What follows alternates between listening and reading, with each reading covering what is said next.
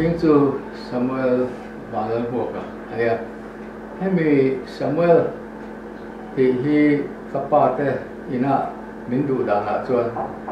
nakin zela Vanlalhmuaka tin phim galo photo na mình bula hian Samuel ati ai ở turin s đã thi lần set anh tia chuan s Vanlalhmuaka kania chuan Chanmari hian kum sang le ko sum nga le pariat khan all sari isir turin Chanmari arun ta chuan pudaro chu te ina tangin all sari government high school in kan omani chu ti lai chuan ko ran lam chung sang chuan putang le na biak an ti mai chu me tang chuan ani kho tran ania chuan khat tang khan Chanmari ka om ta chara KTP ti angreng a te po UMA ti angreng a te po ti khan kan mang chau ve a bi te Hruaitu ha kan wang lai kan hun kan mang chi nei ti chuan in kum sa la kwa samar pali khan Chanmari KTP Chanmari pransa khan secretary kania chuan in chu mi nuwa chuan in chen nge ka secretary ti kha chiang chia to la ba ma ro su secretary khan ka ri khat ni in ka ria kum sa la kwa samar paru boy kum khan mi site wala khian KTP conference lian na kha a oma ta chuan tran tua te ka han chang ve a kha ka la hrenga chu be kan ho lam chu buai min nang ta project isi pa hian alo ho nga chu ta chuan ai lo chang lo kar fu ta thu me ya a chuan buai alo I tran ta ani thì xuân có thể ăn em thì cậu sẵn hoa bạ thì cái trí biệt đây rồng hồ nào ăn thuộc sổ thế là ăn vì các ông riêng nó chân bạc hạt bộ sao mà nó video school là khan thì tiếp tu in cũng sao được có sống được bằng ạ khan cả lũ bé vàng hiện sao mà đây hiện cả vàng lại hụt đi cả măng chậu ấy chuan in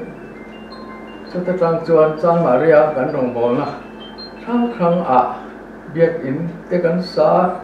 tu na biak in a sa lian pui kal ta te kha kan sa an tlang sa thina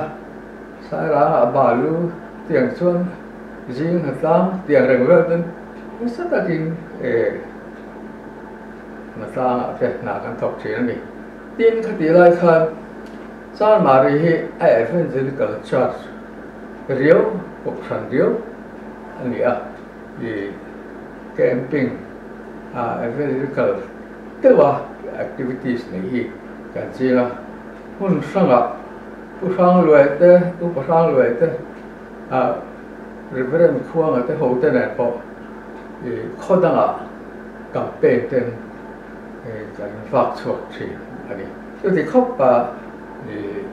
Chanmari kha evangelical church ti thei ani in chu ba ga sai po sung sang aya uniform nei ma sa ber kan ne mo lai po uniform ti hi midang nei ma sa om tan ngai tu ka ngai tu po hen khalo ke ni kha bow tie kan ya korvar te kordum puandum khát tiền kha uniform ani tin ti lai khan nula tang wal khotang nut kha a thai em be KTP hian a khotang nó sắp phải influence này chu wang chuan a khua a kha su bol tiang chi eng wa kha lo win khua kha a thiang thi thalai ho po atra in kan lung rual to ani we mele KTP yang tepo ami ro ho chan te bo khamila activities nei ho kha su sa kan lung rual kha kai pung kha khop ani su vai Chanmari hi tu lai Diamond Jubilee ta hial lo khen don ta su wangin mi hun khenga pathian kai roi na Chanmari KTP ke hun aron khen ti ro pi khatia pathian su foken amro se Chanmari Prince KTP in Diamond Jubilee hunan tong khen hi pathian roi na wa ani ti kan se thaw ma su wangin pathian kai roi na an ton na ko ma pathian chunga lom tu kan se lo thelo thawanga tin heavy mang tu te zong song lim le lo taka ke dai mang Jubilee mang tu hia sang sang ta ka chu Hruaitu